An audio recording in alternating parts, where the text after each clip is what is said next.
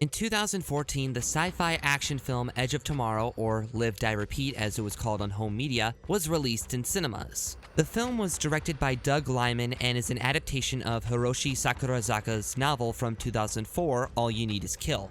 The film was a decent success at the box office, grossing $370 million worldwide on a $178 million budget. Despite the idea of repeating the same day over again being done before, the film has gained quite a following in recent years.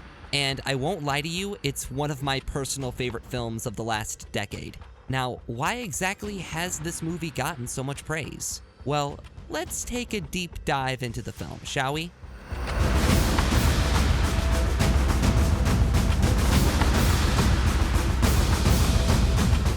Now, I know this film has been out for almost 6 years, but I'm sure there are a few out there who haven't seen it yet, and there's going to be some heavy spoilers ahead. So just be prepared for that.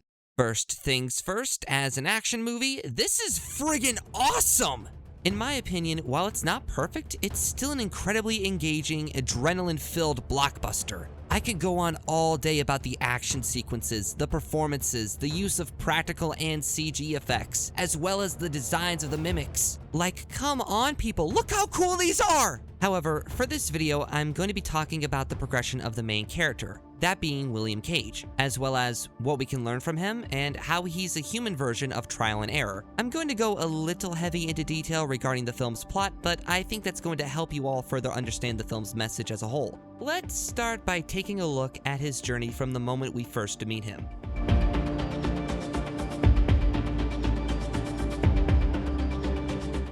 At the beginning of the film, Cage, despite being more in the media relations department than a soldier, is forced to deploy in a major invasion of France by General Brigham, played by Brendan Gleeson.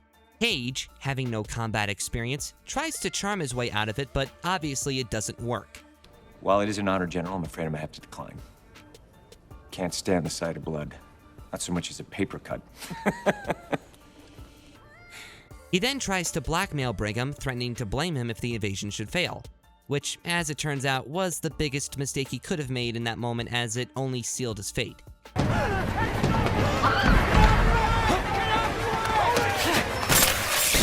After being arrested, Cage finds that he has been demoted to a private and assigned to Master Sergeant Farrell, R.I.P. Bill Paxton, and a group of misfit soldiers known as J-Squad, who, let's just say, don't exactly give that warm of a welcome.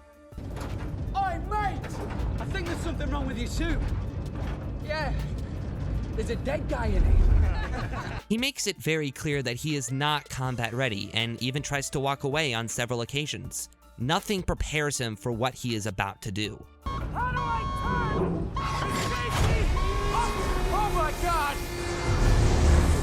The moment the invasion on the beach begins, things don't go too well as Farrell and J-Squad are killed by the mimics. Even Rita Vertasky, played by Emily Blunt, who from the beginning is built up as this great warrior to look up to, the one that would help win the war, pretty much goes out like a noob.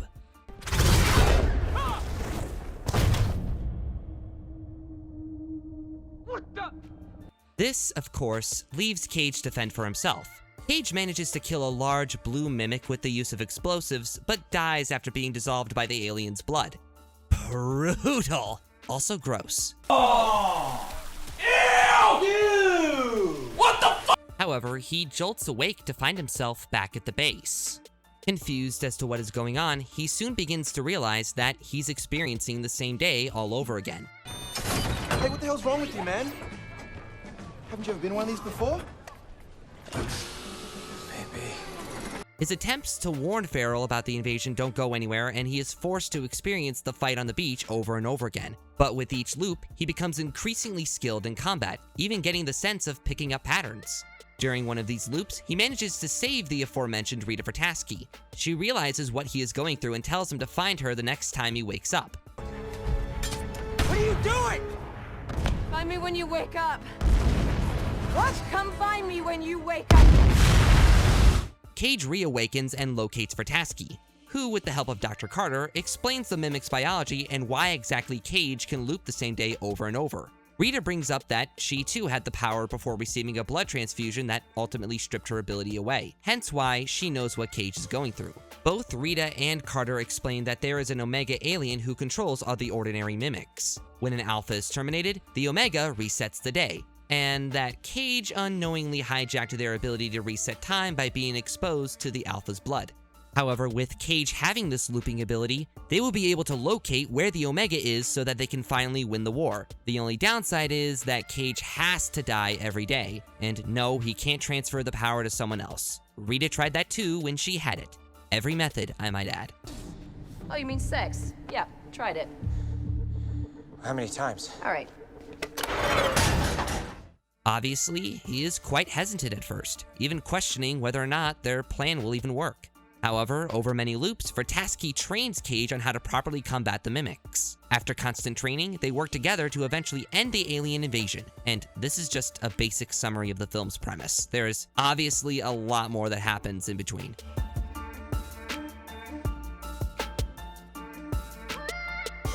So what does this have to do with trial and error? Well, the process of trial and error involves experimenting with various methods of doing something until one finds the most successful, and it's primarily used to find a singular solution to only one problem. Cage has to go through various methods of strategy and problem solving to save the day, but it isn't just a physical obstacle he faces, it's a psychological one too.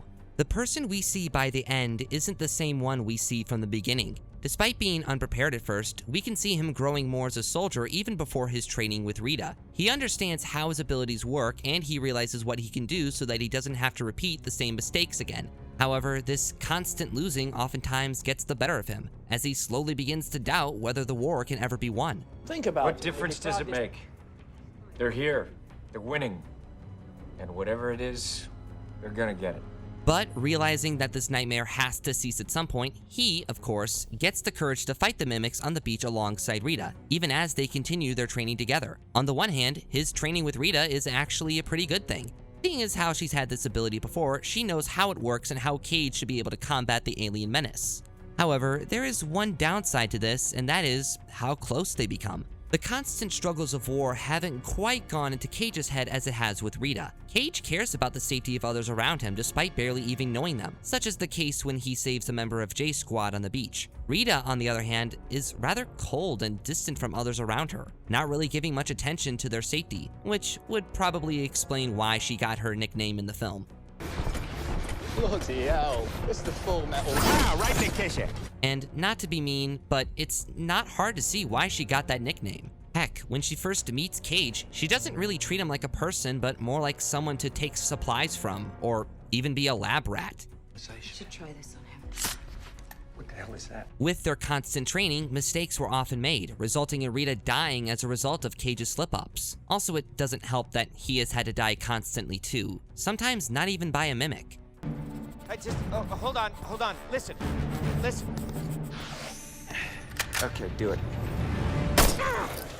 Yeah, Rita makes it clear that he can only repeat the day again if he dies. If even one bone is broken when training, the day needs to be reset. And Cage is clearly exhausted from having to see someone he's grown so close to die multiple times. It's become so frequent for him that even he isn't sure as to how many loops he's had to go through. How far did we make it? No, it's hard to say, really. However, he doesn't stop in trying to get close to Rita, despite her only being focused on the mission at hand. It's obvious to him that she wasn't always like this, and that war has shaped her into a different person. And while we don't see much of these personal conversations happen, it's very obvious they did occur as Cage brings up a story that Rita told him in a previous loop. About Hendrix, you get to know him? How do you know that name? Mention. This, of course, brings us to the farmhouse scene. After a long day of traveling, our heroes take a break in an abandoned farmhouse where a fully functioning helicopter is waiting there to take them to their next destination. After Cage tries to convince Rita to take it easy for a while, she begins to realize that Cage has been through this moment once before. Once she gets the keys to the helicopter, Cage explains that he was trying to protect Rita as, well, this is as far as she goes. This is as far as you go. No matter what I do. This is as far as you ever make it. But Rita doesn't care about anything other than winning the war, and as she begins to take off in the helicopter, we get, arguably, the most heart-wrenching line in the film. I wish I didn't know you. But I do. And yeah, Cage is proven right as a mimic from close by comes in to attack the helicopter before barely getting off the ground. As Rita dies again, it was at this moment that Cage has had enough. When he begins the next loop, he decides to not ask for Rita's help, instead doing the mission on his own. From then on, it's clear that he's in the same mindset that Rita was once in. He's more focused on the mission at hand and doesn't even bother to save anyone else. This face alone is amazing, in a sad way, as if to say this was the moment he realizes exactly what Rita was going through. And it wasn't so much that she didn't care about people, but rather she couldn't, because getting attached to someone is what made this experience all the more painful for her, especially when she couldn't save them. But as it turns out, going solo doesn't get him anywhere either, causing him to go back to Rita for help. After getting in an accident, Cage loses the power to loop before they can win the war, which means they only have one shot to end this. Cage then decides that the only way to finish it all is by getting the one group of people crazy enough to help, that being J-Squad. As it turns out, Cage has been getting just as much information on J-Squad as he has with Rita, and is thus able to convince them to help with the mission. And yeah, I'm sure you all know how it goes in the end. Even though Rita and J-Squad don't make it, Cage manages to win the war by blowing up the Omega, but not before once again getting exposed by a nearby Alpha's blood, which brings him back 24 hours before these events. However, instead of reversing everything, the Omega is still vanquished. Convenient.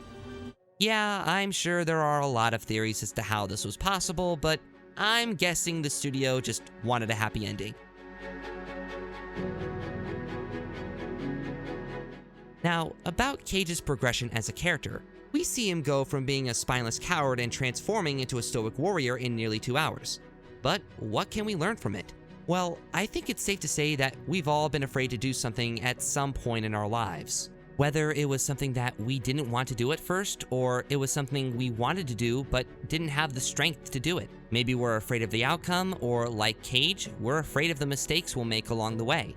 In a real-world example, we could probably attribute this to many things, such as going to a big college upstate, getting a full-time job, or even having to move out of your old home to seek new opportunities. And even when we do get the motivation to achieve something, it's not exactly an easy process. There are still a lot of challenges to go through along the way, and oftentimes it takes a while to figure out what method would work best for us to handle them. I first watched this film at a very low point in my life, and I couldn't help but see myself in William Cage. He's someone who had to go through constant failure after failure with nearly no sign of hope. Nothing seemed to change, except himself, and perhaps for the better. And I don't want to go into too much detail about what I went through, but I could give you a tiny hint of just one of the many struggles I had to go through.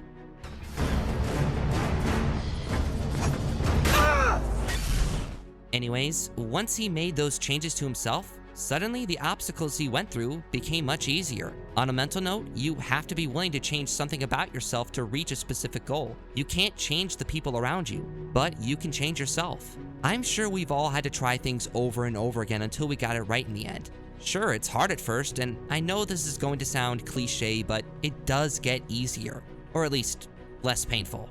It's also important to note that while not everyone will be with you from the beginning, there will always be those who will stand with you until the end. Much like Cage, you'll slip up, make mistakes, and have to go through pain along the way. But that doesn't mean you should give up, especially when it's the right thing to do.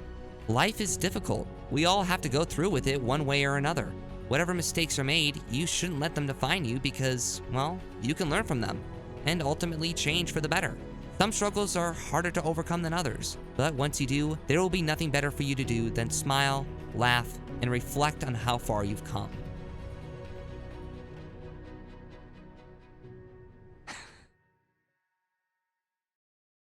Alrighty, and that's going to be it for this video.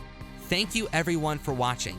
If you enjoyed this video, be sure to like, share, and comment your thoughts down below. If you haven't already, be sure to subscribe to this channel and hit that notification bell.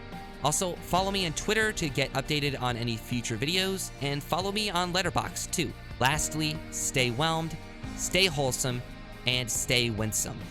See you guys next time.